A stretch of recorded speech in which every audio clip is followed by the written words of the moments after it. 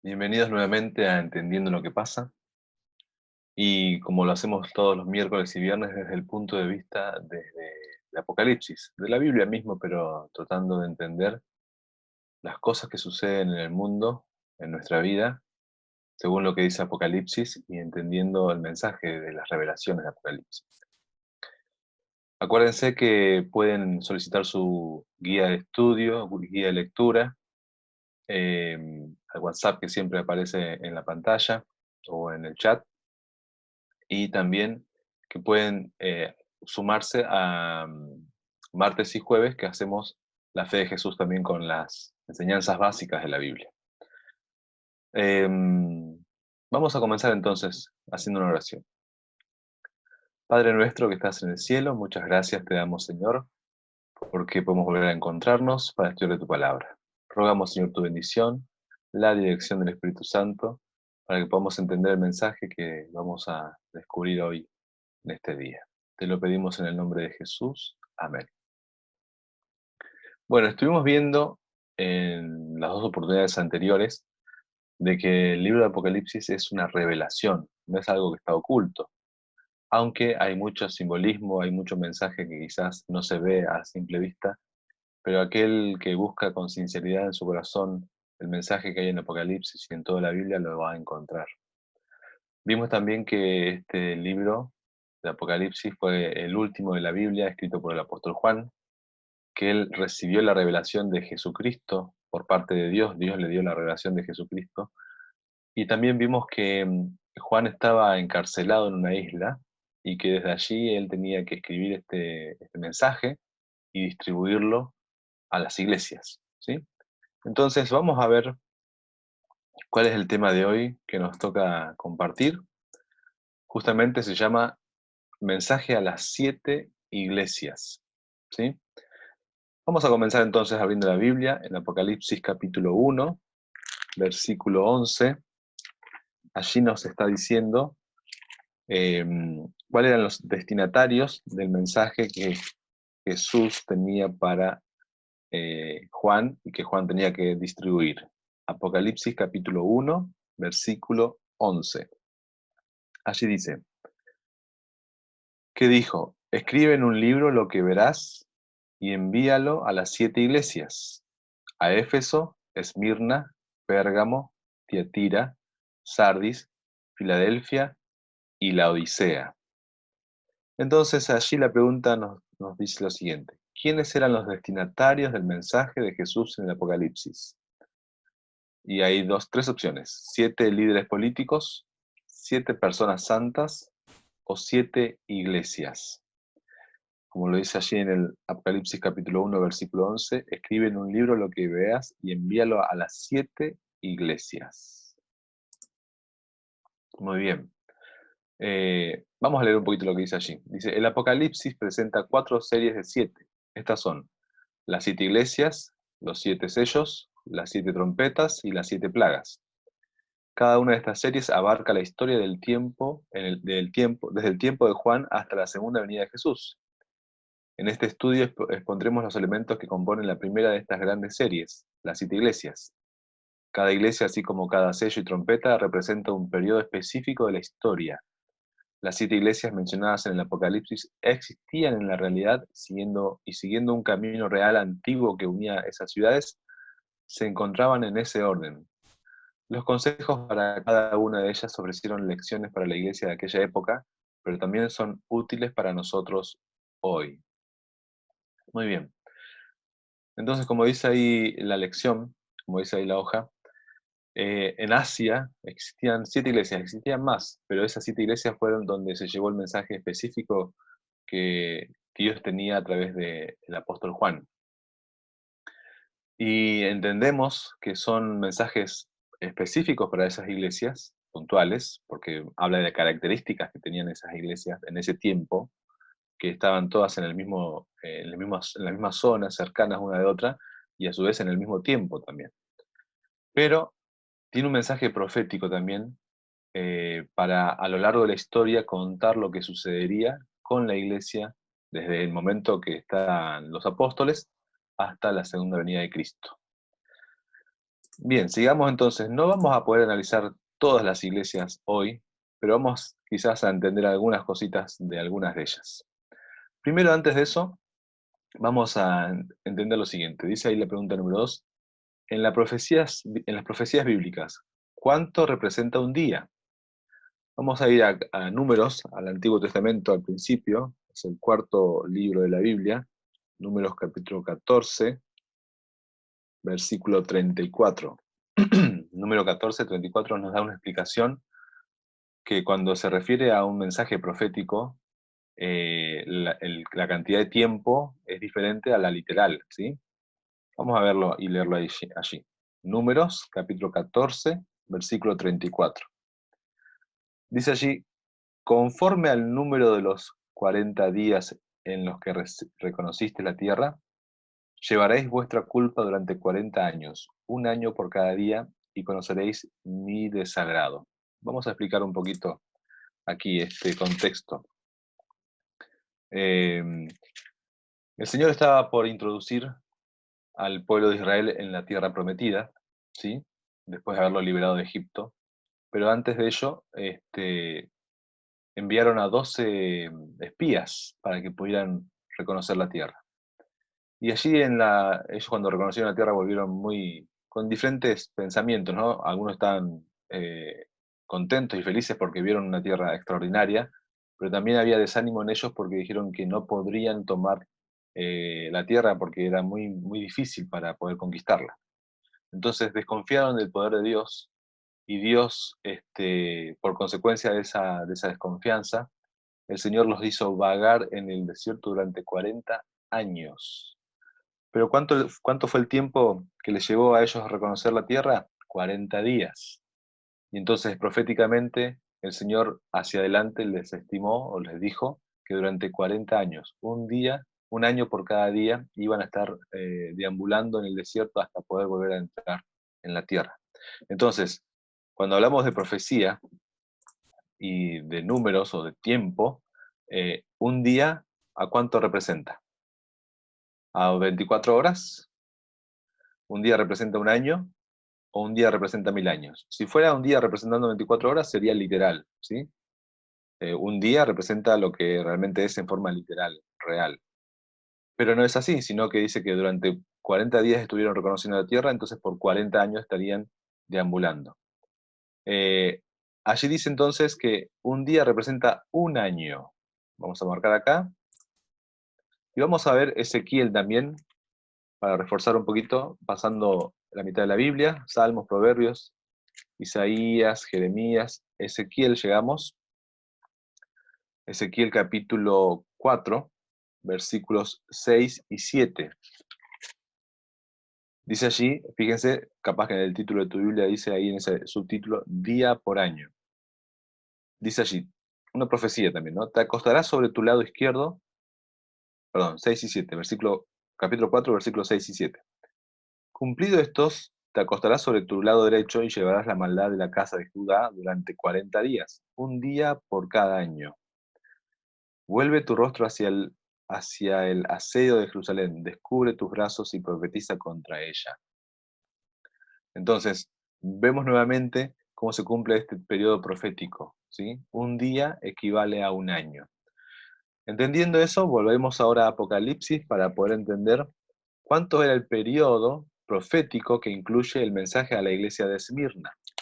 Entonces, ustedes en el capítulo 2 y 3 de Apocalipsis van a encontrar el mensaje a las 7 iglesias. Capítulo 2 y 3. Antes de leer ese capítulo que nos pide ahí, vamos a ver allí. En el capítulo 2 empieza el mensaje a las 7 iglesias con el mensaje a Éfeso. Luego, en el versículo 8 viene el mensaje a Esmirna. El versículo 12, el mensaje a Pérgamo. Versículo 18, mensaje a Tiatira. Luego comienza el capítulo 3 con el mensaje a Sardis. Y en el versículo 7, el mensaje a Filadelfia. Y el versículo 14, el mensaje a la Odisea. 7 iglesias que estaban ubicadas en Asia, que a su vez representan la historia de la iglesia a través del tiempo. Entonces vamos a analizar en este caso, un punto de una de las iglesias, para ver qué significaba o cuánto tiempo representaba el periodo profético que estaba allí en la iglesia de Esmirna en Apocalipsis capítulo 2, versículo 10. Apocalipsis capítulo 2, versículo 10. Dice, no tengas ningún temor de lo que vas a padecer. El diablo ha de enviar a algunos de vosotros a la cárcel para que seáis probados y tendréis tribulación de 10 días. Sé fiel hasta la muerte y yo te daré la corona de la vida. Proféticamente 10 días equivale a ¿cuánto? A 10 años, ¿sí? Entonces, ¿qué periodo profético se incluye en el mensaje a la iglesia de Esmirna? Vamos a poner aquí 10 años. Y dice allí el comentario. Para ciertas profecías se aplica el principio de día por año, por el que un día profético corresponde a un año literal. Así entendemos que los 10 días de tribulación en la fase de Esmirna se extienden entre los años 303 y 313 después de Cristo. En el año 303 después de Cristo, un edicto promulgado por el emperador Diocleciano levantó una fuerte ola de persecución sobre los cristianos. Este periodo finalizó con el edicto de Milán, firmado por el emperador Constantino en el año 313. Entonces, la iglesia sufrió durante esos 10 años, del 303 al 313, persecución, ¿sí?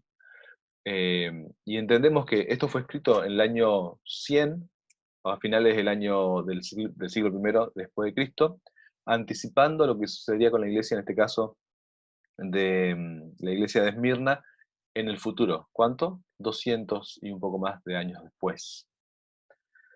Bien, vamos a ver entonces ahora otro mensaje a otra de las iglesias.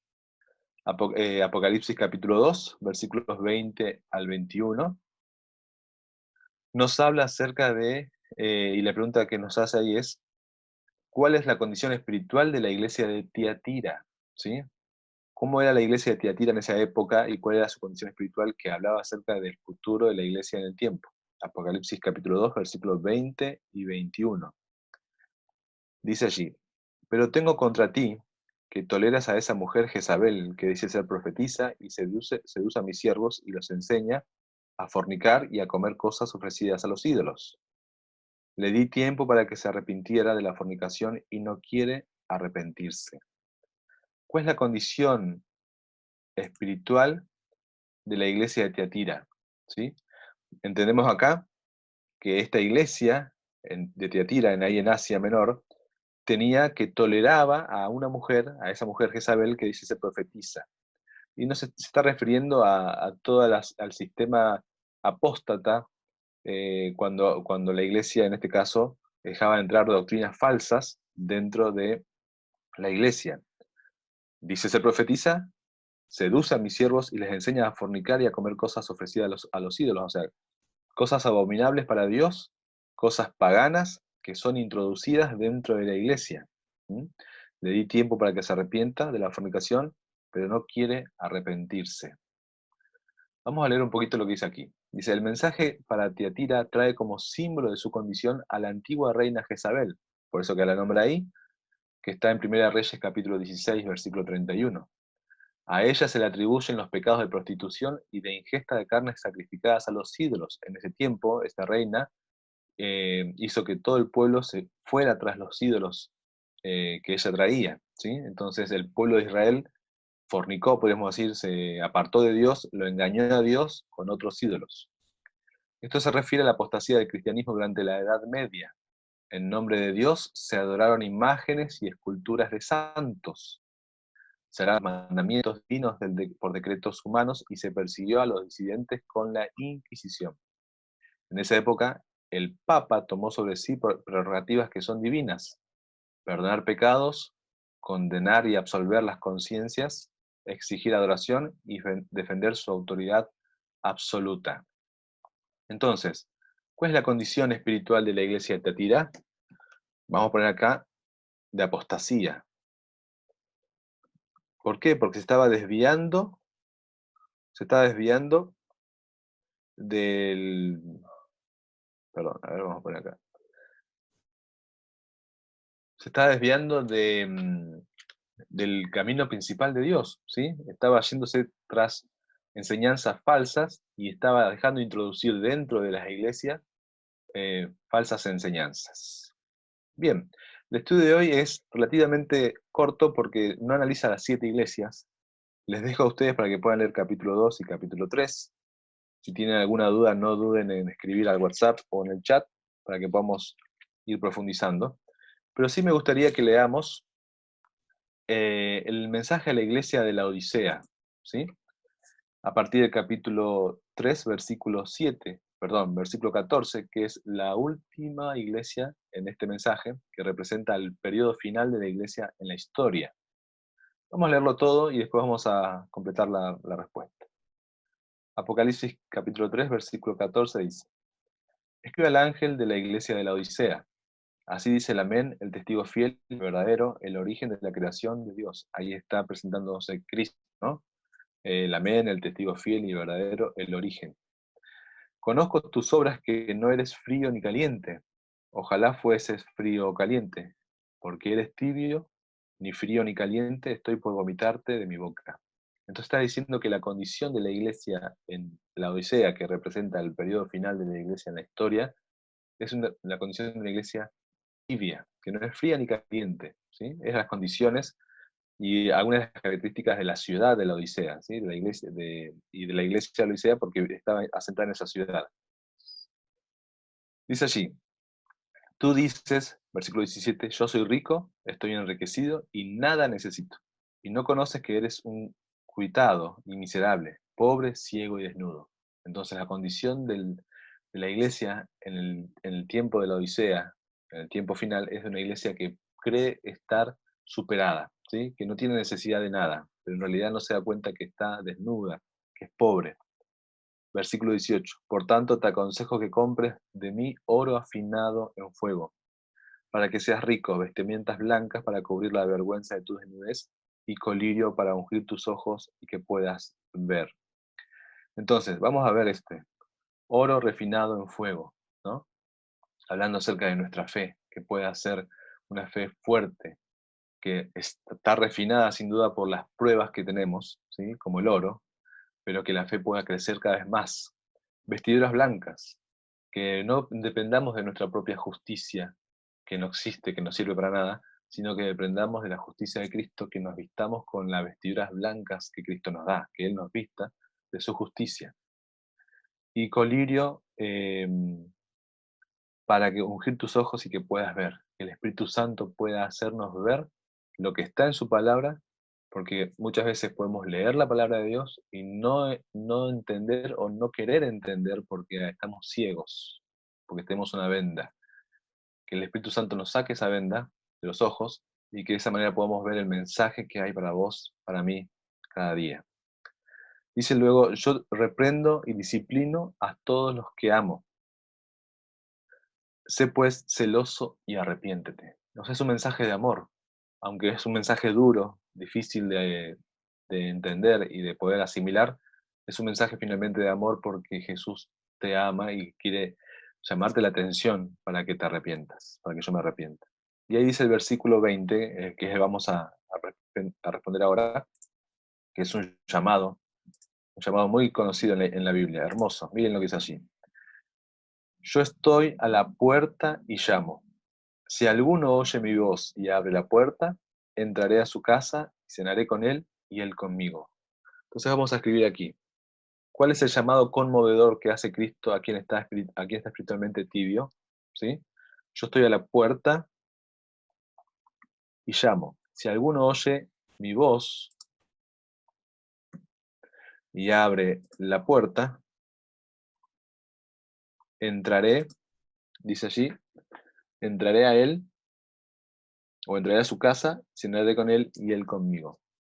Entraré a su casa y cenaré con él y él conmigo.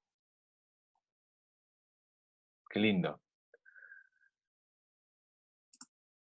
En el mensaje a las 7 iglesias, el mensaje que más nos toca a nosotros es el mensaje de la Odisea, porque justamente es el mensaje que habla del tiempo profético de la iglesia hoy actualmente. Y Jesús, al final de ese mensaje, que es un mensaje duro, difícil, pero que es real, porque es la condición de la iglesia hoy, una iglesia que cree que no tiene necesidad de nada, una sociedad que a pesar de los problemas que tenemos, igual seguimos pensando que a nosotros no nos va a pasar nunca nada. Y que espiritualmente, o que estamos bien en la sociedad, que estamos bien como familia, como personas, pero no nos damos cuenta de que necesitamos tanto, tanto del Espíritu Santo de Dios. Por eso que el Señor nos hace ese llamado, te hace ese llamado a vos hoy, para que puedas arrepentirte, para que lo dejes entrar a tu casa y para que Él pueda compartir una cena. Vos nos invitás a tu casa a cualquier persona, sino que invitás a alguien que quiera estar en tu casa, que vos quieras que Él esté en tu casa, un amigo, alguien que quieras compartir un buen momento. Entonces Jesús quiere pasar dentro de tu casa, quiere vivir dentro de tu casa para que pueda Él llenar de alegría tu hogar. Dice el versículo 22, 21 y 22 de Apocalipsis capítulo 3, al que venza le daré que se siente conmigo en mi trono, así como yo he vencido y me he sentado con mi Padre en su trono. El que tiene oído, oiga lo que el Espíritu dice a las iglesias. Entonces el mensaje para hoy es que podamos prestar oídos, que podamos escuchar la voz de nuestro Jesús, que nos está llamando para que podamos hacerlo entrar a nuestro hogar, a nuestra vida. Y no te preocupes, porque quizás uno dice, bueno, cuando voy a invitar a alguien tengo que tener la casa impecable. Pero, ¿sabes?